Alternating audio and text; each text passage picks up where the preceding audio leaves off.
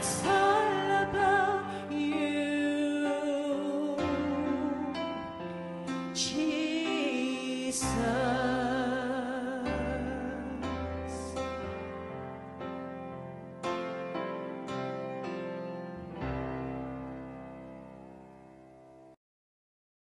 In the beginning, God created the heaven and the earth was without form and void, and the darkness was upon the face of the deep.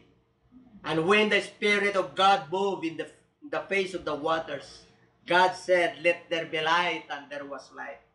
And God saw that the light was good, and He divided the light from the darkness. And He called the light day, and He called the darkness night. And the evening and the morning were the first day.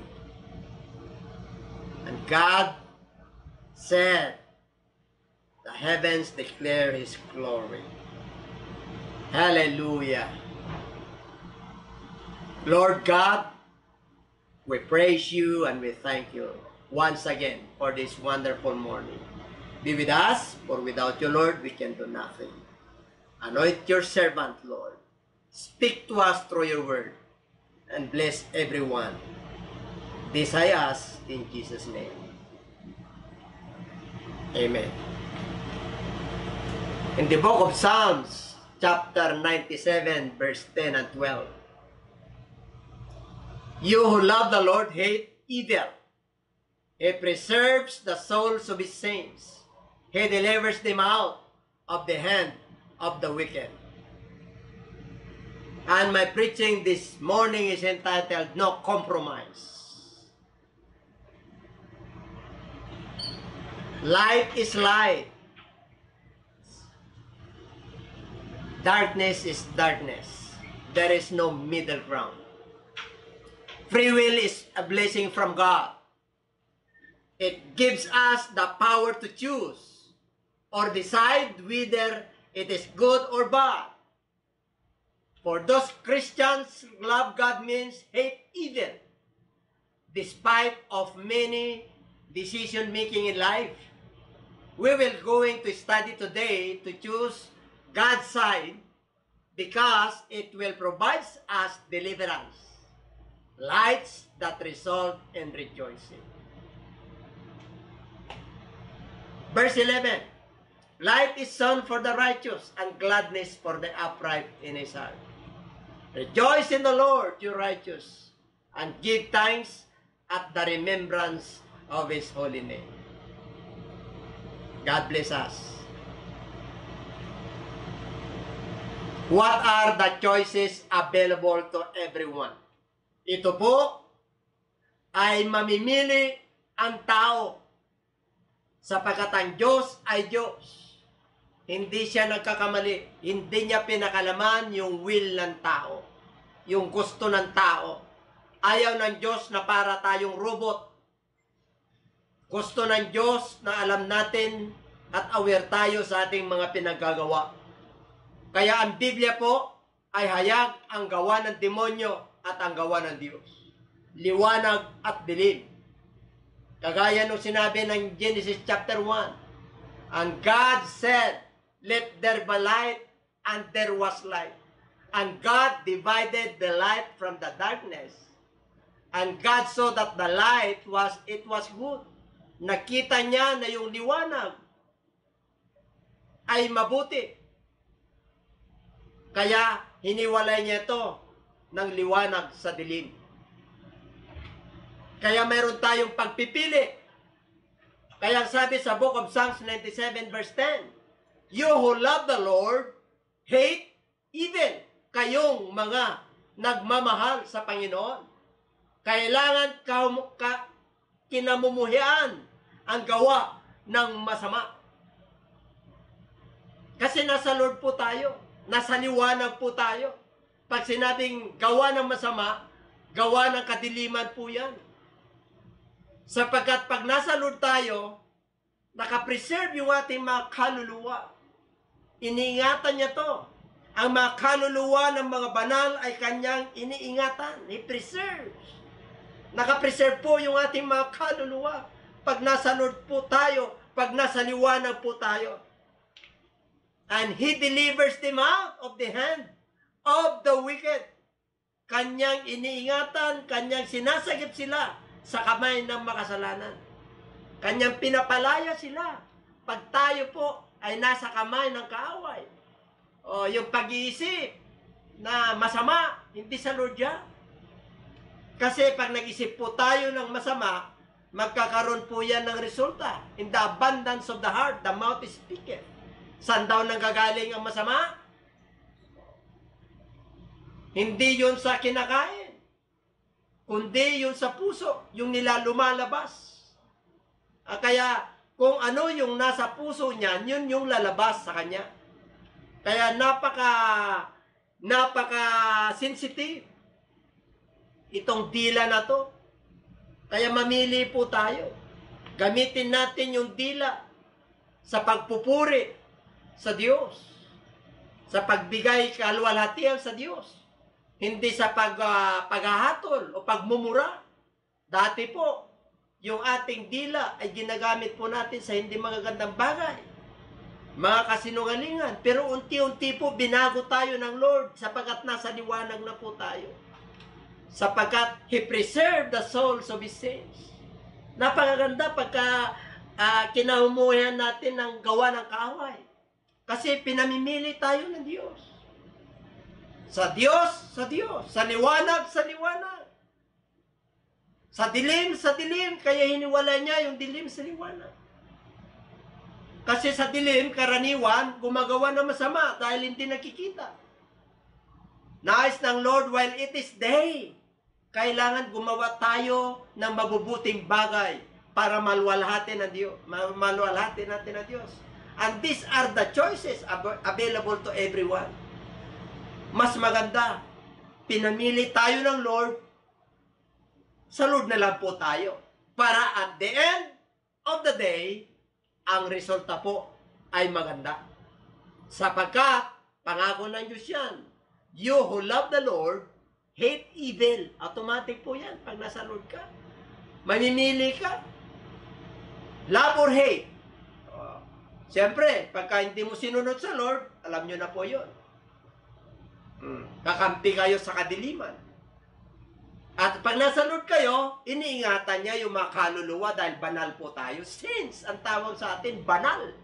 Sa harapan ng Diyos. At ang matindi pa, He delivers them out of the hand of the wicked. Kaya pag may nagbabanta ng masama, nag-iisip sa'yo ng masama, tinatarakan ka patalikod, tapos ikaw ay nasa Lord, hindi mo pinapatulan, abay, natutuwa ang Diyos sa'yo. Anong sabi ng Bible? Sila ay babagahan na lang. Babagahan na lang. Bakit? Ipapahiya talaga sila ng ating Panginoon. Kaya mas maganda, tayo po ay maglilingkod sa Lord. At kamayan natin ang gawa ng kadiliman. Panahon na para sumunod tayo sa Lord. Pinamimili po tayo na pagaganda. Number 2, Psalms 97:11. Light is sown for the righteous. Ang liwanag ay tinatanim para sa mga matuwid. Grabe. And gladness for the upright in heart. At ang kagalakan para sa may matuwid na puso. Pag matuwid pala ang puso mo, talagang magaan ang buhay. Nagagalak ka. Kahit na sabihin po natin, may mga dumarating na suliranin. May mga dumarating na mga problema. Kasi hindi ka naman exempted kung muna sa Diyos ka at nasa liwanag ka, ay exempted ka na sa karamdaman, exempted ka na sa kahirapan, exempted ka na sa problema sa mundong ito. Hindi po. Yan nga yung pampaano natin sa Lord, sa righteousness ng Lord Bakit? Light is sown for the righteous, sapagkat ang liwanag ay tinanim para sa mga matuwid. Kaya totoo po yung sabi ng Bible in the book of John chapter 1 verse 4, kung hindi ako nagkakamali. In Him was light, and the light was the life of men. And the light shineth in the darkness, and the darkness comprehended it not. Hindi talaga makakapenetrate ang kadiliman pag nasa liwanag ka. Kasi nasa Lord ka Kahit na nung gagawin ng demonyo. Kahit na may mga kahirapan, may mga virus, may mga sakit, may mga digmaan, may mga kagimbal-gimbal na balita, may mga earthquakes, may mga calamities, may mga floods, may mga storms. Lalo na ngayon, magre-rainy season na naman. Akala natin, pag nasa Lord tayo, hindi nadadaan sa atin ang mga problema. Hindi po, hindi tayo exempted sa mga problema. Yung darkness na yan ay pansamantala lamang. Yung mga problema na yan ay dadaan lang po. Kaya kailangan nasa liwanag po tayo. Bakit itinanim ito sa mga matutuwid? At ang kagalakan ay para sa may matuwid na puso. Kaya pala, pag ikaw lagi ay nakangiti at magandang buhay, may kagalakan ka pala sa puso, kapatid. At mga kaibigan. Kaya sabi po, it's a book of John chapter 8 verse 12. Then Jesus spoke to them again saying, I am the light of the world. He who follows me shall not walk in darkness, but have the light of life. Napakaliwanag po. Nung nandito ang ating Panginoon, nangangaral po siya, kasama, nag-humahayo, kasama kanyang alagad, tinuturuan niya po sila. Ang sabi niya, I am the light of this world. Yung mga sumusunod sa kanya ay hindi lumalakad sa kadiliman. At nagkakaroon sila ng liwanag ng buhay. Ibig sabihin, pag tayo po ay nakakasunod sa liwanag, yung buhay po natin naliliwanagan. Kasi dati po, ang old nature natin nung hindi pa tayo mananampalataya, ay nasa kadiliman tayo. Sa book of Corinthians, we are spiritually blind. Yan ang ginawa ng demonyo sa tao. Kaya hindi nila matarok o makuha ang kalooban ng Diyos. Kasi talagang tinakpan sila, binulag sila ng demonyo. Binulag sila ng mundong ito. Binulag sila ng kapangyarihan. Binulag sila ng pera. Binulag sila ng mga pleasures of this world. Pero pag nasa liwanag po tayo, hindi po tayo mabubulag. Kitang-kita po natin yung ating dinaraanan. Bakit? Alam mo ang kalooban ng Diyos. Kasi meron kang sinusunod. Meron kang guidelines. Merong patnubay sa iyo ng ating Panginoon. Ano yun? Yung patnubay niya, yung kanyang banal na espiritu. Yung patnubay niya, yung kanyang salita. Yung patnubay niya, yung may pinapadala ng manggagawa ng Diyos na nakakasunod sa Diyos. Kaya napag-aralan po natin 2 or 3 weeks ago yung The Kingdom of the Gospel. Maraming lilitaw na bula ang propeta. Hindi sinabi rin ako konti, kaya kailangan na siliwanag po tayo para hindi tayo madaya. Hindi tayo malilinlang ng kaaway. Para yung buhay po natin ay magkaroon ng liwanag. Yun ang nais ng Lord. Una, love or hate. Pangalawa, light or darkness. Ang pangatlo, rejoice or regret. Book of Psalms 97 verse 12. Magalak kayo sa Panginoon, kayong matutuwid. Rejoice in the Lord, you who are righteous. At magpasalamat sa kanyang banal na pangalan. Kaya ang sabi po ron, Romans 12, 1-2, I beseech you therefore, brethren, by the mercies of God, that you present your bodies a living sacrifice, wholly acceptable to God, which is your reasonable service. Kaya ang sabi po roon, na I appeal to you, my brethren, sa habag ng Diyos. Kailangan ialay natin yung ating katawan bilang buhay, na alay, banal, kalugod-lugod sa Diyos. Sapagkat ito yung karapatan natin na magpaglilingkod. Kailangan, we must choice. Ano yung pipili natin? Rejoice or regret? Rejoice and gladness only found on God. Matatakbuhan lang sa ating Panginoon. And our secret of rejoicing will be seen in our choice. Yan yung ating pagpili. Kaya sabi ron sa 12:2, and do not be conformed to this world, but be transformed by the renewing of your mind, that you may prove what is not good and acceptable and perfect will of God. Wag daw tayong naig sa mundong ito, pero palitan po natin yung ating mga pag-iisip. Yung mga magandang bagay na kalooban at kaaya-aya at katanggap-tanggap na kalooban ng Diyos. Kaya, rejoice or regret. Una, love or hate. Pangalawa, light or darkness. Pangatlo, rejoice or regret. Ngayon pala magre-rejoice ka na. Pag nasa Lord ka, lagi kang nagagalak. In the book of 1 Thessalonians, rejoice always, and again, I say rejoice. Lagi tayong magagalak. Kahit na dumarating ang mga pagsubok, yes. Bakit? Iyan ang sabi ni Jesus Christ, in this world there is tribulation. Alam na po natin yun, mga mananampalataya. Kung unbeliever ka, mabigat sa iyo ang mga pagsubok. Pero pag ikaw ay mananampalataya at sumusunod sa kalooban ng Kristo, magaan sa iyo sapagkat alam mo, testing of faith po yun. Pagpapatibay sa pananampalataya.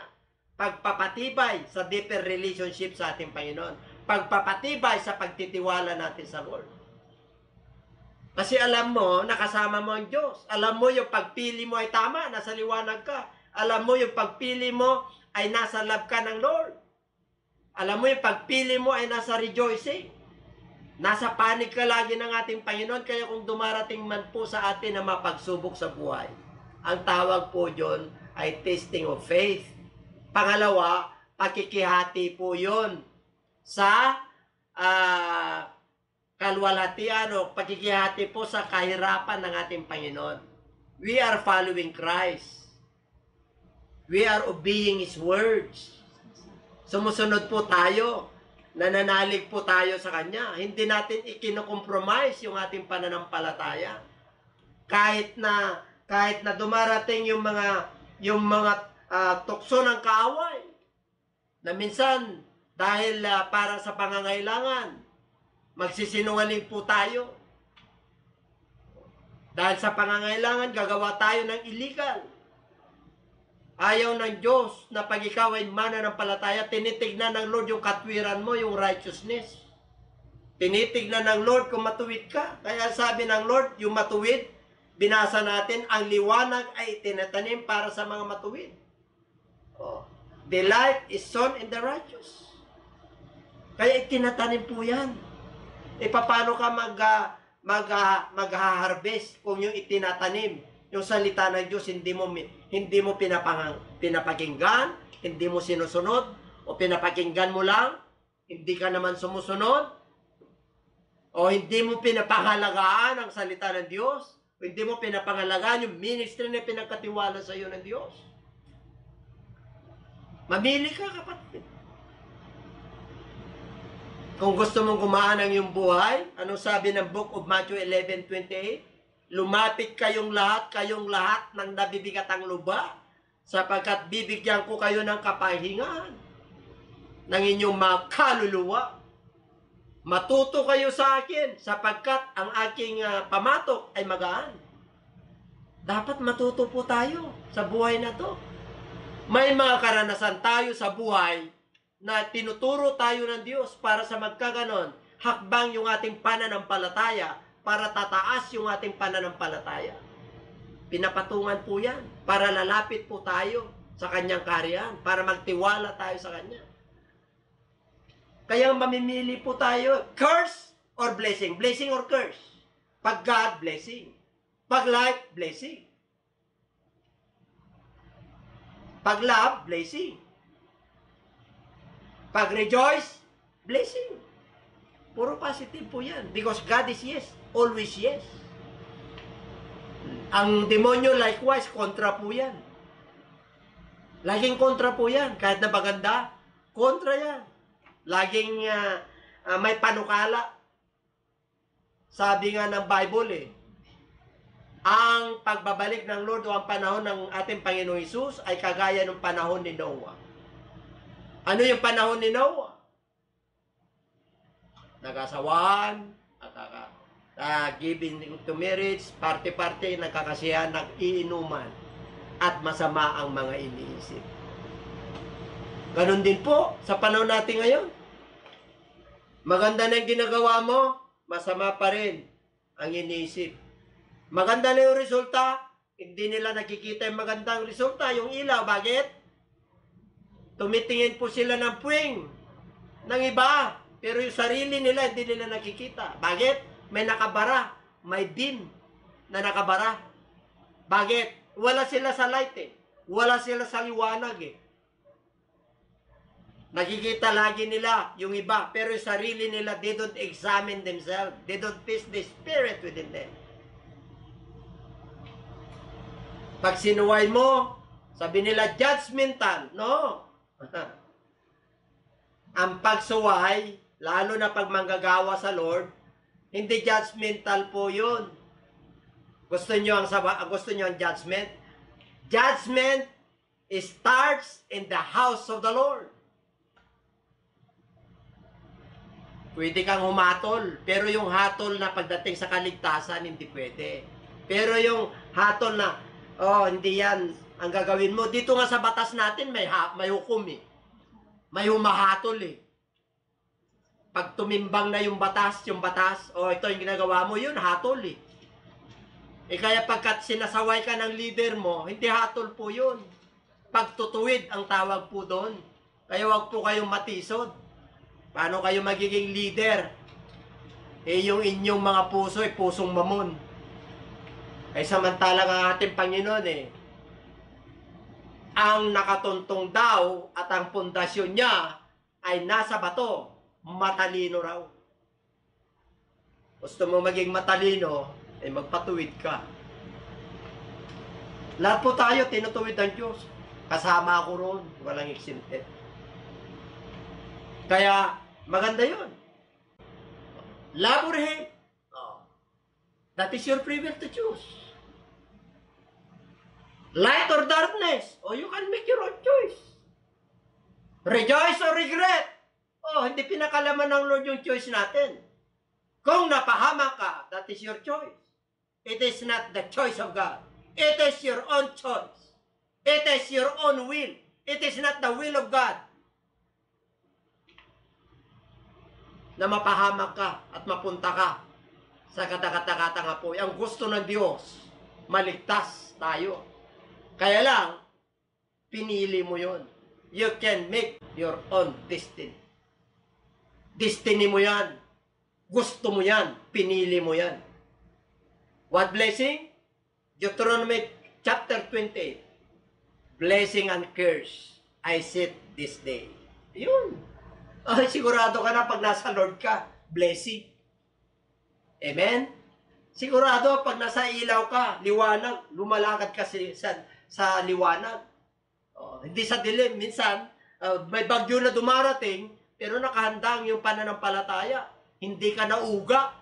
You are steadfast, unmovable, unshakable. Kahit na may virus, kahit na wala ng ayuda, unshakable pa rin. Bakit? May bagyo lang, dumarating yan, pero makakaraos ka. Pakakainin ka ng Diyos. Basic needs po yan. Lalo na paglingkod ka ng Diyos. Lalo na tayo mga pastor, mga evangelist, nasa fivefold ministry, mga teacher. Ngayon, wala nang ganong fellowship, wala nang ganong income. Lahat, apektado. Pamahalaan, church, schools, government, companies, corporations, walang exempted ngayon. Patibayan ngayon ang pananampalataya. Tinitignan ng Lord ngayon kung nakangiti ka sa kabila ng mapagsubok. Ang sarap, ano? Yung manalangin ka, Lord, salamat po. Meron pa rin dumarating na supply, Lord.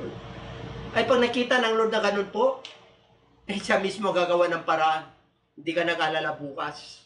Bakit? Pag ikaw ay lingkod ng Diyos, hindi mo dapat pag-alala ng bukas eh. Bakit? Kasama po mo naman ang Diyos sa buhay mo eh. Nasa liwanag ka ba naman eh. Kahit yung dumarating problema, nagre-rejoice ka eh. Ang dami ng problema dumarating eh. Ang dami ng mga accusations eh. Minsan character assassination eh. Pero nagre-rejoice ka pa rin, Lord, thank you Lord. Bakit? Itong mga umusig na to, hallelujah, salamat po. Sinabi mo sa book of Matthew chapter 5. Bakit? O rejoice, and exceeding glad. Bakit? Pag inuusig ka raw, alang-alang sa kanyang pangalan. Rejoice and exceeding glad. Kasi yung mga propeta at saka yung mga nauna sa atin, ganun din ang ginawa eh. Ngayon makarinig lang tayo ng kunting salita eh. Yung early church, yung mga apostles ng ating Panginoon, ano yung physical yun? Kinukulong, pinapahirapan, pinaglalaruan, pinagpapatay. Pero sa panahon natin ngayon, character assassination, okay lang yun. Bakit? Ikasama po sa paglilingkod natin yun eh. Tatandaan po natin, hindi mawawalan ng sanhin ng pagkakasala. Habang nabubuhay tayo, mayroong mapanirang damo. Choice mo yan. Kaya nga, sinabi ko sa inyo eh, pag sinabi ng Lord na kukunti ang maliligtas, kukunti lang talaga. Mamimili na kayo. Hindi yung sinabi na marami. Kukunti. Kaya pag sinabi niya, nabibilang lang doon. Pag sinabi niya, kumpil din to kami, pilitin mo na. Bakit? Talagang hindi ka makakarating sa langit na comforts ka rito. Yung gusto mo, ginagawa mo. Pati darkness, pati hate. Hindi ganun po ang Diyos. Ang Diyos ay Diyos. Ang liwanag ay liwanag. Ang kasalanan ay kasalanan. Ang kabanalan ay kabanalan. Ang kukunin ng Lord yung mabanal, walang kapintasan. Yun yung church na ikukutap niya. Yun yung church na i-rapture niya. Kaya pag alanganin, yung pananampalataya, alanganin din ang pag-isip mo. Baka hindi mo may papangaral na si Kristo Diyos. Hanapan ka ng Lord kung sino ang Diyos sa trono ng kalangitan. Isa lang ang Diyos na nakapuro. Wala nang iba. Siya ang babalik. Wala nang iba. Siya ang babalikan tayo. Wala nang iba. Bakit? Ikahaling na siya rito. Kaya nga, pagdating niya rito, alapaap siya. Nung unang dating niya rito sa sabsaban para sa ating kaligtasan. Pangalawang dating niya sa rapture, sa clouds po tayo habang dito nagpapahirapan sa baba. Tribulation ang tawag po dyan. Habang sila'y nahirapan dito, tayo naman nakikipagpakain, supper with the Lamb. Nandun tayo sa lamesa ng ating Panginoon. Ay, sarap. And do not be conformed to this world. The night is far spent, the day is at hand. Therefore, let us cast off the works of darkness and let us put on the armor of light. Romans 13:12. Talagang yung kadiliman, alam na natin yan. Nandito ng liwanag, nandito ng kaligtasan, nandito ng mabuting balita, nandito ng magandang balita. Let us cast off the works of darkness. Yung mga gawa ng kaaway, gawa ng kadiliman, tanggalin na natin yan in the name of Jesus. And let us put on the armor of light. Yan dapat na nakasuklob sa atin. Kaya sa book of Ephesians, put on the whole armor of God that ye may be able to stand in the evil day. Pero mo, para maka-stand tayo ng panahon ng kasamaan, put on the whole armor. Kailangan nakasuot po tayo. Kompletong baluti yan. Mula helmet, righteousness, breastplate of righteousness, kompleto, the belt of truth, yung faith natin, the stride of faith. Talagang nandun yung gospel of peace. Kompleto po tayo. Kahit na may mga kubit, kahit na kahirapan, kahit nasalat na tayo sa salapi. Pero sa pananampalataya, dapat dinadagdagan natin yan. Bakit? Habang dinadagdagan mo ang iyong pananampalataya, yung blessing ng Lord, hindi ka niya pababayaan. Hindi mo alam kung saan galing. Kanan, kaliwa, sa taas, sa likod, sa harap. Hindi mo alam. Ang Diyos ang nagbibigay. Magtaka ka pa eh. Bakit? Sa panahon ng kahirapan, paglingkod ka ng Diyos na nakasunod ipapakita ng Lord na nasa liwanag ka. Lilitaw. Yung wisdom, yung knowledge, yung anointing, yung spiritual blessing, at susunod na yung physical blessing. yung mga benepisyo mo kay Lord, yung incentive natin sa Lord sa ating paglilingkod, ihayag niya sa buong mundo na talagang tayo yung tapat at tunay na mananampalataya kay Kristo. Datnan po tayo ng ating Lord na hindi malahininga, na yung ating pag-ibig at paglilingkod ay maningas at mainit. Yan ang gusto ng Diyos. Anytime darating ang Lord. Ang sabi ng Bible, darating ako sa panahon na hindi nyo inaasahan. Panahon na ngayon para mamili ka. No compromise, brethren. Kahit na ganito ang buhay, no compromise. No middle ground. Walang in between. Pag sa Diyos tayo. Titiyakin ko po sa inyo. Blessing will come upon you. Whether in out or in. In and out ang blessing sa iyo. Kahit na napakarami na susong-susong ang mga problema ng mundo ito, ay, ako, nakalitaw ang kapayapaan sa iyo. Nakalitaw ang mapangako ng Diyos sa iyo. 2 Corinthians chapter 6 verse 14. Oh, tingnan nyo. Do not be unequally yoked together with unbelievers. Eh, pag nasa liwanag ka, huwag ka makipamatok sa mga hindi mananampalataya eh. For what fellowship has righteousness with lawlessness? And what communion has light with darkness? Kaya hindi ka pwede talaga ano eh. Pag nasa liwanag ka eh. Pag binago ka na ni Kristo, wag ka nang makisama sa mga dati mong ginagawa na kasalanan. Sabihin mo, malakas ang loob mo na, bro, sis, kapatid, kaibigan, binago na ako ni Lord. Nasa liwanag na ako. Ako'y magpatuto sa inyo. Dapat ganun po tayo. Huwag tayong makipamatok. Marami yan. Pag sinabing makipamatok, yung ginagawa nila, gagawin mo rin. Alam mo na nakasalanan, ginagawa nila dahil unbeliever sila. Wala silang salita ng Diyos, wala silang takot sa Diyos. Samantalang ikaw, nakaranas ka na mapatuto sa Diyos. Nalasap mo na yung pagpapala ng Diyos. Nalasap mo na yung kaligtasan ng Lord. Tapos bumabalik ka pa rin sa dati. Ayaw ng Diyos yan. Sa harapan ng Lord, para kang aso. Pinangaral ko yan nung last week, yung the Children's Prayer. Ako, panuorin nyo po yun. Ang ganda. Presentation tayo doon ng Father's Day. Saka sa susunod, communion po natin. Salamat sa Diyos. I-start na po tayo ng gawain sa 28. Communion na po natin next week. At mag-prepare po tayo. Salamat sa Lord at sana po, pinagpala po kayo. Mamili po kayo. No compromise. At sarap niya, no compromise. Pagka inalukan ka ng demonyo, no compromise. Pray. Tungga ka muna. Pray. Tunghits ka muna. Pray. Sideline ka muna. Sideline ka muna. Marami tayong, dito, pulutan. Hindi na panahon ngayon yun. Baka mamaya matamaan ka pa ng COVID. Magpakatino ka na. Amen? Pakabuti ang Lord. Baka mamaya sa katigasan ng ulo mo, yung COVID nakakapit na sa iyo. Maawaan mo pa pamilya mo. Magpakatino na po tayo. Yan ay reminder po sa atin. Reminder po sa lahat yan. Bakit? Para may takot siya sa Lord. Para magtiwala siya at manampalataya sa Lord. Para hingi siya ng pasensya at forgiveness sa Lord sa kanyang mga nagawa. Yung iba, baliwala pag gumawa ng kasalanan eh. Ay, ating Lord po ay hindi natutulog. Huwag na kayo magpakasarap sa kasalanan.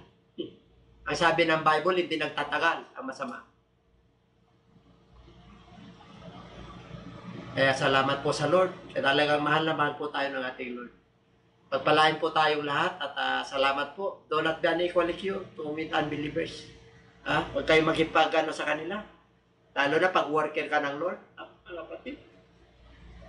Pero mo, pinagkatiwala ka ng Lord ng ministry. Tapos baliwala lang sa'yo yung ministry.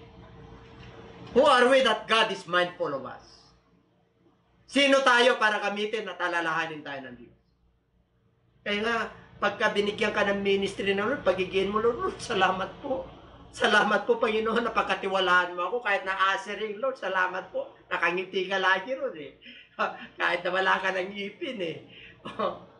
Kahit na wala kang ganong mapambili ng mga pangano mo sa katawan mo, pero pagkakalwalatian ng Diyos, at dala-dala mo, naku, napakagain, ngiti mo lang eh, dami nang nabiblis sa iyo.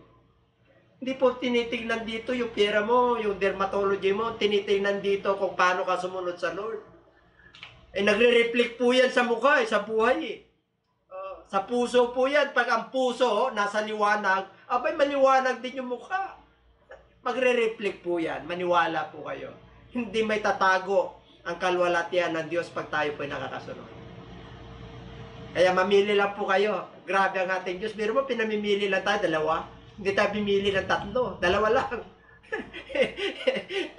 Kaya, panalo ka na pag nasa Diyos ka. Wala kang katalo-talo pag nasa Diyos ka. I tell you, dumagsama ang mga pagsubok, yan ay pagtsatsaga lang. Yan ay testing of faith. O kaya yan yung pagkikihati lang sa kahirapan na tinamo ni Kristo para makapunta tayo sa buhay na walang hanggan. Alam mo, mapupunta tayo rito na hindi man lang tayo nakibahagi sa kanyang kahirapan at sa kanyang kahihiyan. Kaya minsan, pinapahiya tayo ng Lord eh. Bakit? Eh, napahiya din po siya. Hindi siya nagkasala. Kaya wag na kayong magtaka. Kung kayo ay ginagawa ng hindi magayos, ayan nyo, ang Diyos yung gaganti. Pag ang Diyos ang gaganti, nako, kahit ilang demonyo, kahit ilang milyon demonyo, walang makakaano pagka iginanti ka ng Diyos. Tatandaan nyo po yan. Okay, kaya tayo manalangin lang. Pagka inusid ka, character assassination, ngingiti ka lang, Lord, salamat po. Hallelujah, praise God. Ang sarap maglingkod sa iyo kasi ang daming nag-aakyos. At sarap maging propeta ng Diyos. Masarap. Masarap maglingkod sa Lord. Napakasarap. Damang-dama mo yung presence ng Lord. Hindi kanya talaga pababayaan eh. Totoo po yung sinabi na, I will never leave you nor forsake you, even to the end of this age. Grabe ang pag-ibig ng Diyos. Hallelujah. Salamat po, Panginoon, at nakapamili kami ng tama. Kasaliwanag po kami, Panginoon. Nasa inyo kami, Panginoon. Salamat po. Salamat po sa aming pagpili. Tama, Panginoon. Nasa light kami, Panginoon. Nasa rejoicing kami. Hindi kami nagre-regret at tinawag mo kami sa ganito. Hindi po, Panginoon, kami nagpapasalamat, nagpupuri sa iyo. Pagpalain mo lahat ng nakikinig. Pagpalain mo po lahat, Panginoon. Tanawang yung masalita ay naipasok sa kanya sa mabuting kalooban upang ito po ay sumibol, tumubo, mamuha ng 160, 30, 200-fold. Salamat po. Pagpalain mo kami lahat. Ito nga aming samot dalangin in Jesus' name. Amen. Magandang araw po sa inyo muli mga viewers at mga kapatiran po sa Panginoon. Muli, salamat po sa ating Panginoon at ito po ang unang araw ng ating panambahan. Tayo po ay nagtitipon sa ngalan ng ating Panginoong Hesus. Kaya alam po na masaya ang bawat isa. Praise God! At tayo po muli ay pinagtagumpay ng Panginoon sa kabila po ng meron tayo pinagdaraan ng pandemic. Huwag po tayo mag-alala mga kapatid. Sabi nga po ng Biblia, kung kasama natin ng Diyos, sino ang laban sa atin? Wala pong magagawa ang gawa ng kaaway, lalo na po sa mga anak ng Diyos na matatapat. Purihin ang Panginoon sa napakaganda pong mensahe ng ating mahal na Bishop Domingo C. Lucena na pinamagatang no compromise. Alam nyo mga kapatid, pagka tayo po ay matapat na Kristiyano, kailangan isa po ito sa ating paninindigan na no compromise. Alam niyo po ba na mga kapatid na pag tayo po ay Kristiyano na at palagi pa tayo nagkokompromiso sa gawa ng kaaway, hindi po malulugod ang ating Panginoon at hindi po niya tayo mapagpapala. At alam niyo naman sa Biblia po, sa Roma 6:23, ang sabi po doon, for the wages of sin is death, but the gift of God is eternal life through Christ Jesus. Tayo po mga kapatid, pag tayo po ay nagkakasala sa paningin ng ating Panginoon, tayo po ay may kaparusahan. Hindi po sinasabi ng Biblia na ang Diyos ay mapagpatawad na tayo po ay gagawa na ng masama. Ang sabi po, ang Diyos ay mapagmahal, mapagpatawad, punong-puno ng biyaya.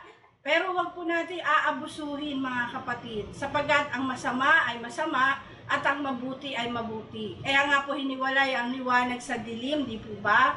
Kaya kung tayo po ay anak ng Diyos na binigyan ng Lord ng pagkakataon na magbago, maglakad po tayo sa maliwanag sapagkat nais ng Panginoon na magkaroon po tayo ng buhay na walang hanggan. At tunay nga mga kapatid na nais po ng Panginoon na namumuhay po tayo ng walang compromise. Bakit po nais ng Lord na diretso po tayo, straightforward po tayo?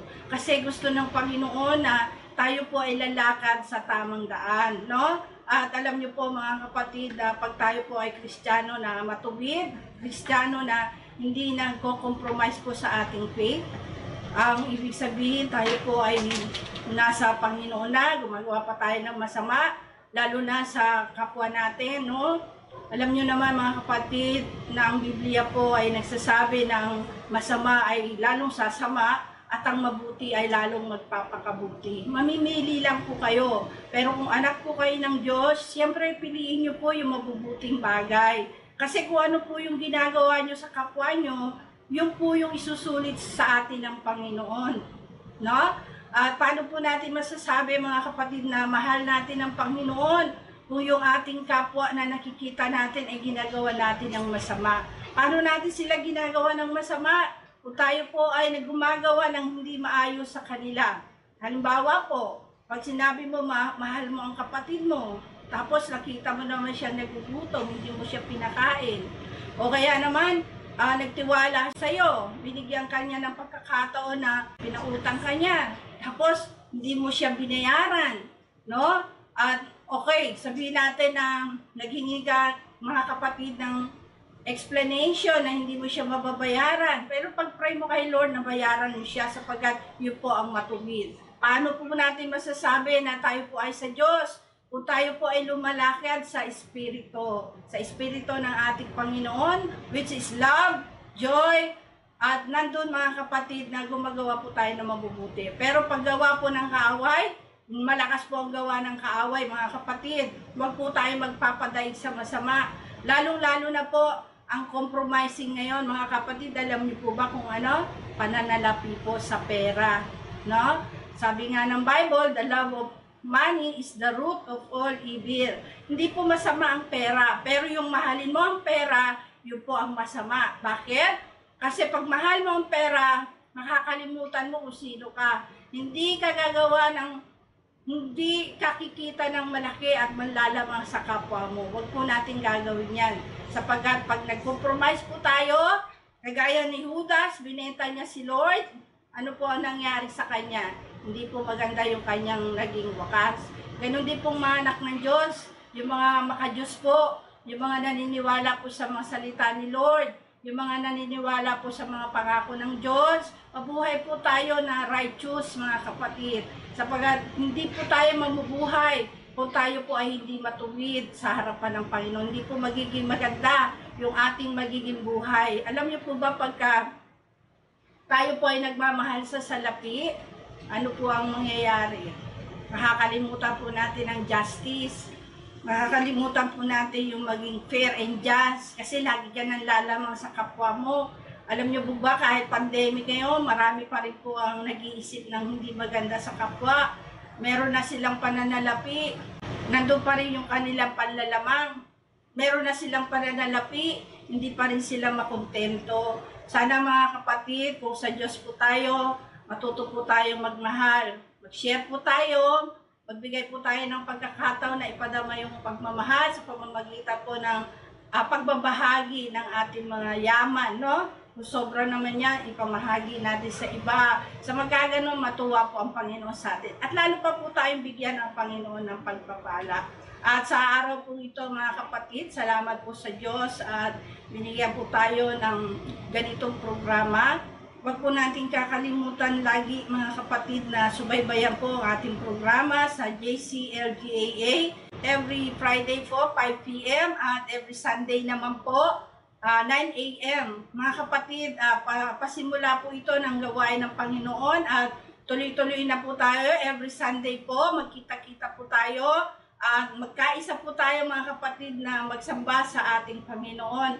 Alam ko po mga kapatid na ang mga anak ng Diyos na naglilingkod ng tapat ay hindi po natatakot sa gawa ng kaaway. Bagos siya po ay nagpapatuloy at lumalakas sa pagpapala ng ating Panginoon. At sa mga nais po naman na tumanggap sa ating mga Panginoon sa oras na ito, inaanyayahan ko po na buksan niyo po ang inyong mga puso't kaisipan at tanggapin niyo po ang ating Panginoon nang may pagpapakumbaba sa ating puso. Ipikit po natin ang ating mga mata sumandali.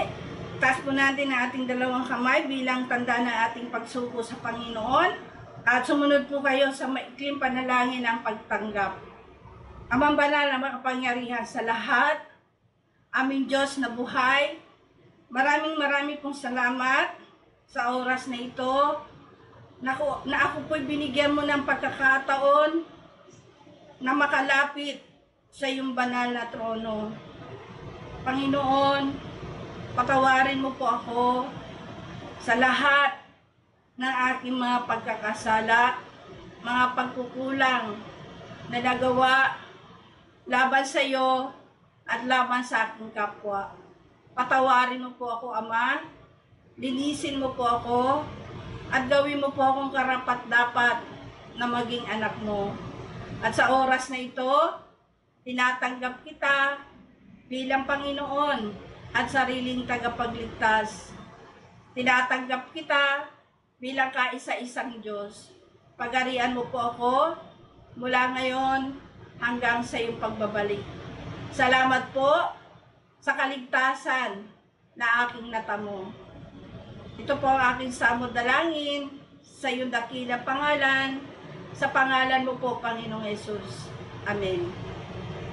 Ang tinanggap po natin ay ang ating Panginoon at kung tayo po ay nais lumago sa ating spiritual, mangyari lamang po na tayo po ay magtiyaga at sumubaybay, makinig at sumunod sa salita ng ating Panginoon para yung ating spiritual life po ay maging masigla, malusog mga kapatid, sapagkat ang nais po ng Panginoon na hindi lamang po tayo nabubuhay sa laman, kundi tayo'y nabubuhay sa Espiritu. At ang pagkain po ng ating spiritual ay ang kanyang mga salita. Salamat po ng marami mga kapatid at pagpalain po tayo palagi ng ating Panginoon. Magkita-kita tayo muli sa susunod na linggo po sa ating gawain, alas 9 ng umaga po. God bless you po at tayo po muna ay magpe-pray bilang pansamantalang pagwawakas po ng gawain ng ating Panginoon. Tayo po'y manalangin. Amang banal na makapangyarihan sa lahat, ang Diyos na buhay, maraming pong salamat, Panginoon, sa oras na ito na binigay mo po sa amin na napakagandang mensahe ng aming mahal na Bishop Domingo na pinamagatang no compromise. Tunay nga mga kapatid na nais mo po ang iyong mga anak ay lumandakan ng maayos ayon sa iyong kalooban, na hindi gumagawa ng masama sa iyong paningin at sa kanyang kapwa. Bagwas, Panginoon, nandun ang righteousness, Panginoon, na kahit mahirap, Panginoon, ang mga pinagdadaanan namin, hindi po kami magkukompromiso para gumawa ng masama at lamangan po ang aming kapwa. Maraming po salamat, Lord, sa mga paalala mo po sa amin. Mga kailangan, Lord, na lagi namin dadaigin ng mabuti ang masama at huwag kami magpahawa po sa gawa ng kaaway. Bagos kami po ay maging magandang halimbawa po sa aming kapwa, lalo na po sa aming mga kapatid sa pananampalataya. Palagi mo po kami puspusin ng iyong banal na espiritu upang kami po, O Diyos, hallelujah, ay mamunga ng sagana. At kami po, O Diyos, ay maging pagpapala. Maraming po salamat, Lord, sa programang ito ng JCLGA. Patuloy mo itong basbasan, Panginoon. Palawakin mo yung gawain, Panginoon. At ang lahat po, Diyos, nang naglilingkod sa iyo ng tapat, hallelujah, patuloy mo silang gamitin sa iyong gawain mightily upang ang iyong mabuting balita ay maipalaganap. We love you and we praise you. Thank you so much. We pray in Jesus' name. Amen.